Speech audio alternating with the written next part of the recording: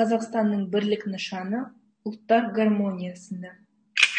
Жоспар. Біріншіден, біз Қазақстандағы өзге ұлттардың пайда болу тарихын, кейін Қазақстан көп ұлтты мемлекет емес, Қазақстанда көп ұлт өкілдері өмір сүреді деген тұжырымдама туралы айтатын боламыз. Ұлттар достастық және ұлтаралық келісімдердің рөлдері, Қазақстанның бірлік ядросы Қазақстан, Қазақстанның тұтастығына қауіп төндірген проблемалар, яғни адамды діни, мәдени, ұлттық, нәсіл типі бойынша кемсіту, Қазақстанның тұтастығына қауіп төндірген проблемаларды шешу жолдары, сондай-ақ Қазақстанның ұлттар қатынастарына қатысты заңдарды талдау мен олардың қоғамдағы эффектісін анықтау. Ең біріншіден,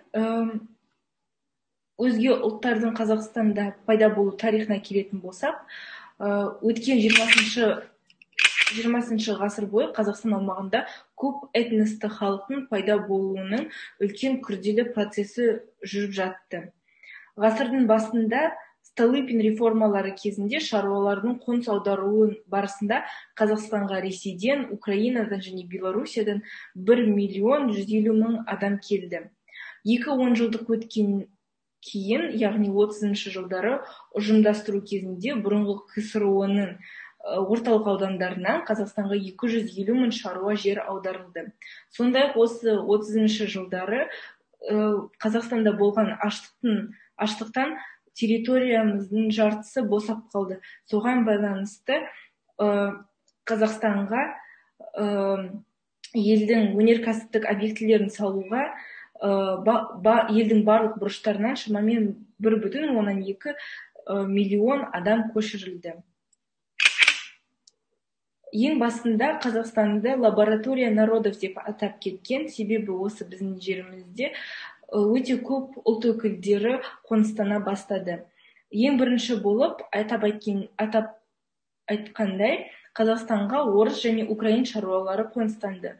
Олар 19 ғасырдың 70 және 80 жылдарынан бастап қоныстана бастады. Осы олардың қоныстану ол Жетісу облысының әскери губернаторы Колпаковский бастамасы бойынша Жетісуға шаруаларды қоныстандыру туралы уақытша ереже әзірленді.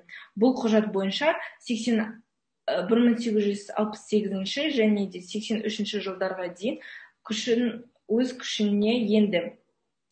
Уақытша ереже бойынша орыс шаруалары, яғни мысалға ерлерге 30 десятина, 15 жылға алым салық әртүрлі міндеткерліктен босатылған еді.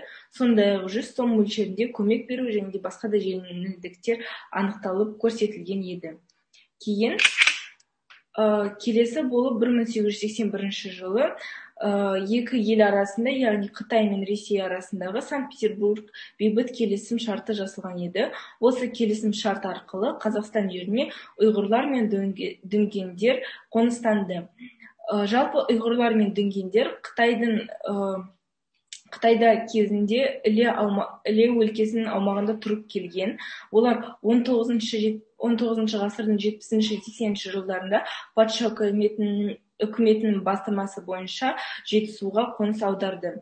Осы уақытқа дейін олар Қытай үкіметіне қарсы бірнеше рет көтеріліс жасап, ұлттық тәуелсіздік жолында күресті.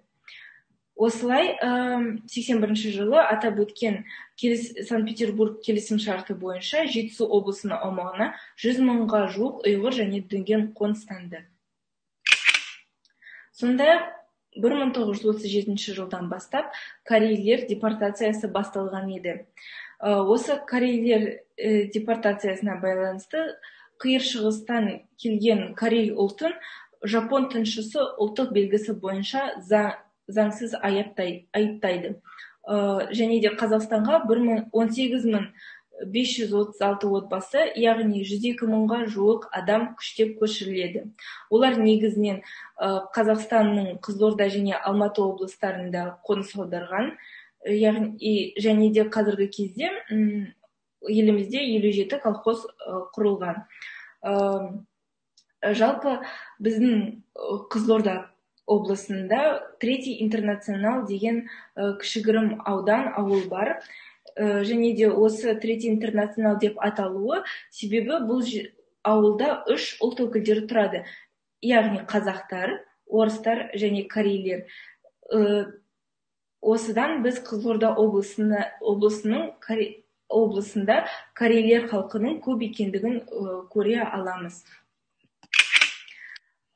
Сондай Қазақстан жеріне 1939 және 1940 жылдары поляктар депортациясы басталған еді. 40 және 41 жылдары, яғни соғыс қарсаңында Қазақстанға 102 мың поляк жер аударылды. Чечендер мен ингуштарды депортациялау. Дәл солай соғыс қарсаңында, соғыс кезінде 1944 жылғы 23 ақпанда таңғы 5-те Қазақстанға шешендер мен ингуштар толық көшіру бойынша операция жүргізілген еді. Ол операцияны Чечевица операциясы деп атайды. 1944 жылы 1 шілдедегі жағдай бойынша Қазақстанға барлығы 414 мың 46 адам, яғни бұл 101 мың 32 отбасы, солтүстік Кавказ халықтары, ал 45 жылы 1 қаңтардан бастап 360 мың 405 адам, яғни 88 мың 513 отбасы Қазақстан жерінде тұрды. Сондай түркі және мұсылман халықтарын депортациялау. 1937 жылдың күзінде КСРО-ның Кавказ шекарасы бойында шекаралық белдеуді тазарту салдарынан Қазақстанға мыңдаған күрдтер, түріктер, азербайжандықтар және ирандықтар көшкен. Қарағанды облысының мемлекеттік мұрағатының деректері бойынша Қазақстанға 190 мыңнан астам Қырым татарлары келді. Сондай-ақ Алда Жұмановтың мәліметтері бойынша 191 мың 44 татар ұлты шығарылды. Осы саннан 1268 отбасы, яғни 4501 адам Қазақстанға келді. Немістерді депортациялау. Немістерді депортациялау жалпы диверсия мен тыңшылық фактілерімен байланысты. Олар Германиядан сигнал бойынша еділ немістері тұратын аудандарында болуы керек еді. КСРО жоғарғы кеңестері президиумның 41 жылғы 28 тамыздағы еділ аймағындағы тұратын неміс халқын көшіру туралы жарлығында немістерді ішінде Германияға сигнал бойынша жарылыстар жасауы керек. Мыңдаған диверсанттар мен тыңшылар бар делінген, яғни КСРО-ға қарсы іс-қимыл. Осыған сәйкес 1941 жылдың күзінде еділ аймағынан 1.120.000 неміс көшірілді. Оның ішінде 420 мыңға дейін адам Қазақстанға орналастырылды. Келесі, Қазақстан көп ұлтты мемлекет емес, Қазақстанда көп ұлт өкілдері өмір сүреді. Атап айтқандай, біздің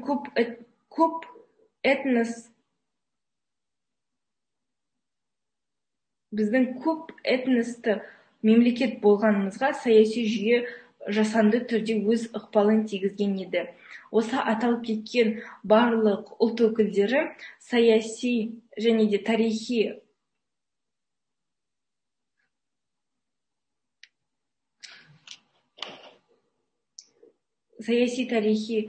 үрдістерге байланысты, үдерістерге байланысты Қазақстан жеріне көшіп келген еді. Бірақ оларды көшіп келген басқа ұлттарды, этностарды Қазақстан мемлекетінің құрушы ретінде тануға болмайды. Себебі Қазақстанның негізгі құраушысы қазақта. Бірақ соңғы кездері Қазақстан көп ұлтты мемлекет деп атайды. Алайда тек қана Қазақстан мемлекетінде көп ұлт өкілдері өмір сүреді. Бұл жерде осы атап кеткендер адамдар өз еркімен емес көшіп келген. Олардың барлығы бүгін қазақстандық болып отыр. Біз барлығымыз топтасқан халыққа біріктіре алдық. Барлық қиындықтарға қарамастан, қазақ халқының қонақжайлығының арқасында депортацияланған барлық адамдар Қазақстанда жаңа өмірге ие болып отыр. Яғни Қазақстанда тұтас ұлт тұрады, қазақстандықтар тұрады. Ұлттар достығы және ұлтаралық келісімдер туралы.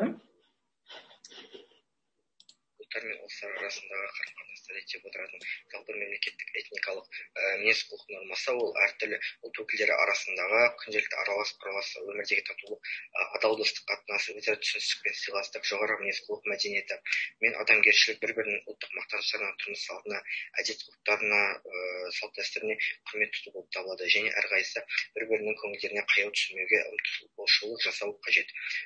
Және де Қазақстан Республикасы Кеңес одағынан бөлек дүниежүзілік деңгейде де көп этносты және көп конфессиялы елдер қатарына жатады.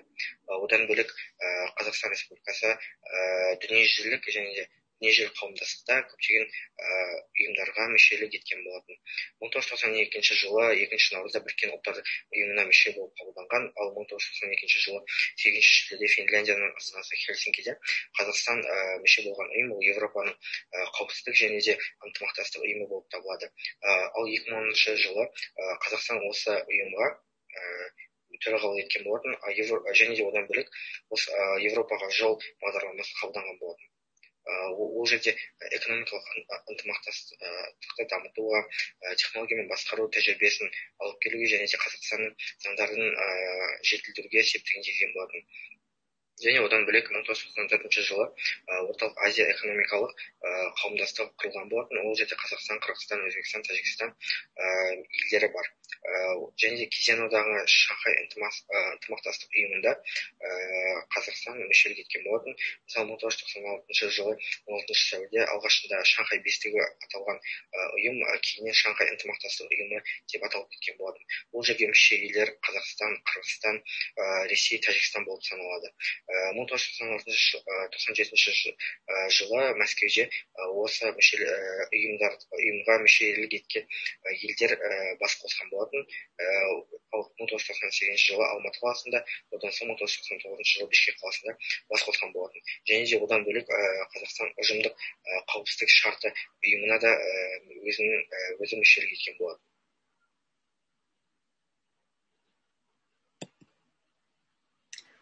Қазақстан бірлігінің ядросы Қазақстан. Сонау алап-сапыран жылдары елімізге мыңдаған саяси тұтқындар келіп қоныстанған еді. Бүгінде қазақ жерін мекен етіп отырған ұлттардың сол кездегі саясат еркіне байланысты қоныс аудартты. Алайда жарты бидайды бөліп жүрген қонақжай халқымыз кең пейілінің арқасында олар келген халық естерін жинап, етектерін жапқан. Қиыр шығыс, күнгей Кавказ, солтүстік Кавказ, Қырым, Еділ арнасынан және де өзге де елдерден жаппай жер аударулардың арқасынан елімізге келген өзге ұлт өкілдері бүгін өсіп өніп отыр.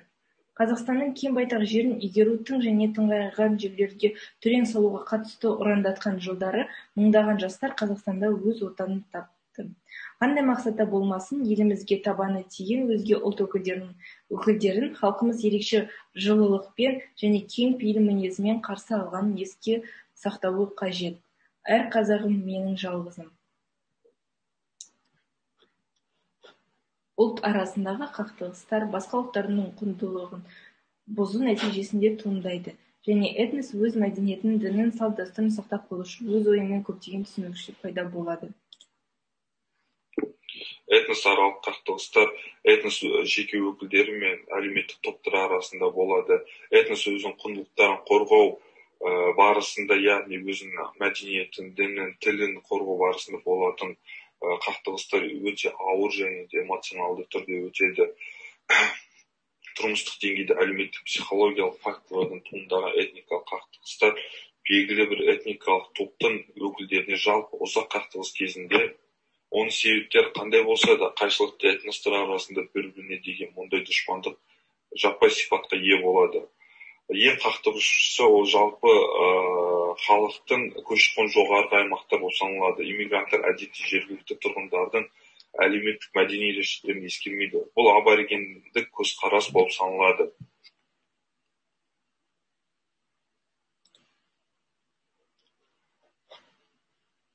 Этникалық қақтығыстардың алдын алу және де оны еңсеру бағыттары: бірінші, ерте болжау, жағдайды білу, қақтығыс пайда болуға дейін қажетті шараларды қабылдауға мүмкіндік береді. Екінші, ұзақ дайындықты және де үлкен шығындарды талап етпейтін аса өткір мәселелерді жедел шешу, ұйымдастыру және саяси түсіндіру жұмыстарын жүргізу.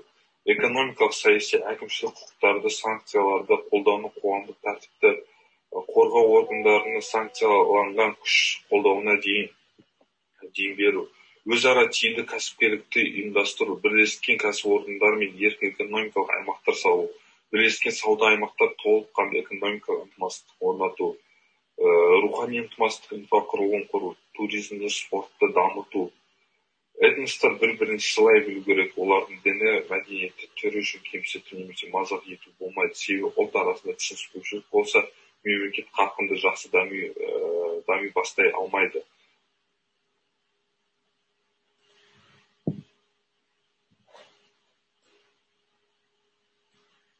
Кемсітуге байланысты айтатын болсақ, елбасының елімізге нәсілдік, этникалық, тілдік, діни және де өзге де белгілеріне байланысты кемсітуге жол бермеу туралы нақты ұстанымын атап айтып кеткен. Яғни елімізде барша ұлттың баласы теңдікте өмір сүріп жатыр.